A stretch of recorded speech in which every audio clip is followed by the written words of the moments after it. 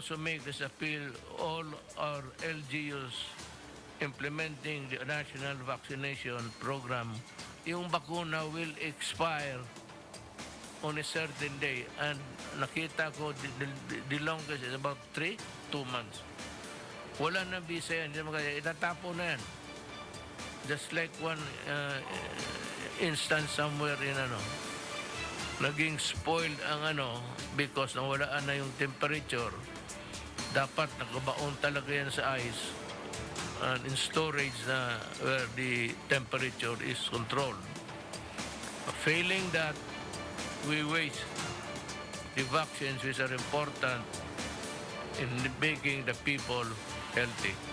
Making them queue for an hour or longer exposes them to other risks.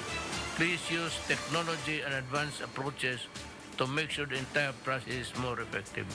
Huwag mong pahirapan yung tao na palinyahin ninyo. Either the day before, magbigay kayo ng mga card. Simple lang naman yan, may number. Ano yung card?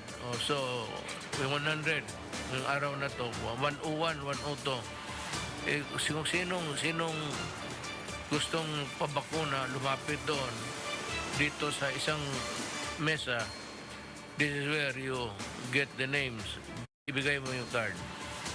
Then, do it such a way nga you are there 15 minutes earlier para maghintay na lang to expedite the vaccination of people.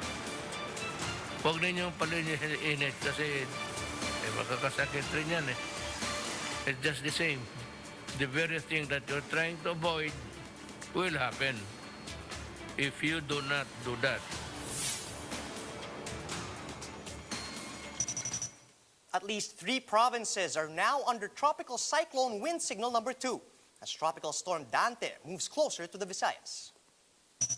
The General Community Quarantine or GCQ in the NCR Plus bubble is extended, subject to certain restrictions. With the expected arrival of 2 million doses from the COVAX facility every month, the government is expecting the country's vaccine supply to stabilize by July. The government says the distribution of ayuda in the NCR Plus bubble is now 100% complete.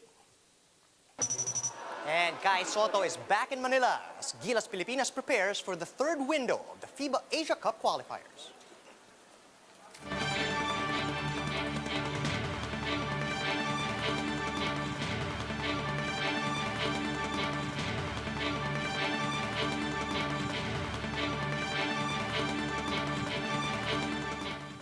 Fast, focused, and fearless. Here's everything you need to know as you jumpstart your day. I'm Charles Lejano.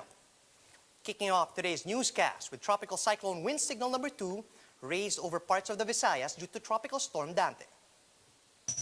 Areas under signal number 2 include Eastern Samar, Northern Samar, and Samar Province. Residents in these areas may experience gale-force winds that may damage galvanized roofings within 24 hours. Meanwhile, some other provinces in the eastern sections of the country are now under signal number 1. The complete list of areas are flashed on your screens.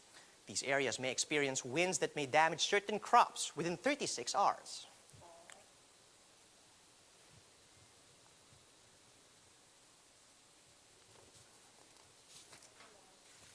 Tropical Storm Dante continues to move northwestwards towards Eastern Visayas. And to tell us more about today's weather, we have Ana Clauren joining us again from the Pag-asa Weather Forecasting Center. Good morning, Ana. Could you tell us where Tropical Storm Dante is currently located? Yes, morning, Charles. As of 4 a.m. today, Tropical Storm Dante was estimated at around 380 kilometers east of Maasin City, southern Leyte. Ana, are you guys looking at possible landfall? And if so, where exactly? As of the moment, this Tropical Storm Dante is expected to make its initial landfall over the Eastern Samar between tonight and tomorrow morning and will pass in the vicinity of Camarines Sur, Catanduanes area tomorrow afternoon. Right. Ana, that being said, which specific areas are expected to be directly affected by Dante? Yes, areas over the southern Luzon area and eastern Visayas will be affected by this Tropical Storm Dante. Right. Is Dante looking to further intensify, Ana, and when do you expect this to happen? Within the next 24 hours, this tropical storm Dante will intensify into a severe tropical storm category. Right, and are you guys looking at this as maybe affecting Metro Manila? And when do you expect this system to exit the PAR? As of the moment, or based on our initial forecast, we're expecting that the trough of this tropical storm Dante will affect Metro Manila by Thursday, bringing cloudy skies with scattered rain showers and thunderstorms. And it is expected to exit our area of responsibility on Sunday, on June 6. Right, Anna, we got a bit of rain last night, but then will Dante affect at all the heat index for today as it maybe did yesterday? Yes, for today, this tropical storm Dante will not affect any areas here in Luzon and here in Metro Manila, and some other parts of Luzon will still have partly cloudy to cloudy skies with isolated rain showers, mostly in the afternoon or in the evening. It is still due to the localized thunderstorm, and the temperature range here in Metro Manila is from 26 to 35 degrees Celsius. Right, Anna, I understand that there is another system, a low-pressure area outside the PAR. Do we have any updates on this? As of the moment, we're still not monitoring that low-pressure area. All right, thanks for those updates. That was Anna Cloren reporting live from the Pag-asa Weather Forecasting Center in Quezon City. The general community quarantine in the NCR Plus bubble has been extended until June 15. President Duterte approved the IATF's recommendation to extend the GCQ in Metro Manila, Bulacan, Cavite, Laguna, and Rizal. But Duterte says there will still be some restrictions in place, limiting the capacities of certain industries. Some other areas will also be under GCQ, but for the entire month of June. These include Abra, Baguio City, Kalinga, Mountain Province, Isabela, except Santiago City, and Nueva Vizcaya. The same goes for the provinces of Quirino, Batangas, and Quezon, as well as Iligan City, Lanao del Sur, and Cotabato City. Meanwhile, Santiago City in Isabela and the entire province of Cagayan will be under the stricter MECQ until June 15. The same goes for Apayao, Benguet, Ifugao, Puerto Princesa, and Iloilo City. Also under MECQ for the next 2 weeks are the Zamboanga Peninsula, Cagayan de Oro, Butuan City, and Agusan del Sur. All other areas in the Philippines will be under the least stringent MGCQ for the whole month of June. Meanwhile, President Duterte is once again telling Filipinos to get vaccinated.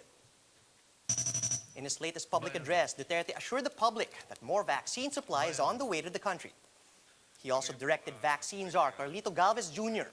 to start allocating doses to provinces in the Visayas and Mindanao, since many people in Metro Manila have already been inoculated. We urge all of you to get vaccinated with the vaccines available to us right now, because we want you, your families, and your communities to be safe from the virus. This is malasakit. Alam mo, wala naman tayong sobra-sobrang bakuna, pero they are coming in bulk now. And as a matter of fact, we have, I think, almost 1 million plus na ready for vaccination of people. The president also appealed to local officials to vaccinate people as fast as possible. This as some vaccine supplies are nearing their expiry dates, although he warns LGUs to implement vaccinations safely and strategically to avoid a COVID-19 outbreak at vaccine sites. To make this appeal, all our LGUs implementing the national vaccination program, we need to administer the vaccines quickly because we do not have a vaccine site to become a spreader in event. Either the day before, magbigay kayo ng mga card. Simple lang naman yan, may number. Sinong gustong pabakuna, lumapit doon. Huwag ninyong paliniinit kasi makakasakit rin yan . It's just the same. The very thing that you're trying to avoid will happen if you do not do that. Vaccine czar Carlito Galvez Jr. says the country's vaccine supply will stabilize by the month of July. Galvez says the government is expecting a steady flow of shots from various manufacturers next month. He says this is in line with more LGUs scaling up their capacities, and Galvez reports that on a nationwide scale, the vaccination rate tripled in May to reach 3 million in just a month. The vaccine czar also says that the daily vaccination tally will further increase heading into the next quarter. Inaasahan po natin na sa third quarter po, tataas po tayo ng 500,000 per day. Kung matapos po natin ng more or less 19 to 25 million, ito na po yung tinatawag na Mr. President na population protection. Ito po, makocontain na po natin yung death at saka hospitalization. Meanwhile, President Duterte says the Philippines will contribute $1 million to the WHO's COVAX facility. The president says this will be the country's way of returning the goodwill that the organization had shown us since the pandemic started. COVAX is soliciting contributions from countries who can help. The COVAX is the one as almost an organ operating under an agency operating under the WHO. Yung pamigay nila sa it's the operating unit of the WHO na namimigay ng bakuna libre noong una. Itong binibigay ng COVAX sa atin, marami at ngayon bumawi naman sila na nagukulang na yung pera nila to help other countries, maybe including the Philippines. And they are asking for contributions para makabili pa sila to keep the operation running because they probably are running low of funds also. And they have asked the Philippines formally for a donation. Ako, that is $1 million. That's about 50 million pesos. We are magko-contribute po ako kasi napakabuti ng COVAX sa atin at the time we needed it most. The government has successfully completed distributing aid to affected residents in the NCR Plus bubble. This was confirmed by Interior Secretary Ed Año during yesterday's public address. Año says about 22.9 million NCR Plus residents benefited from the DOLA. Over 22.8 billion pesos were distributed to the beneficiaries, while more than 22.9 billion pesos were received by LGUs.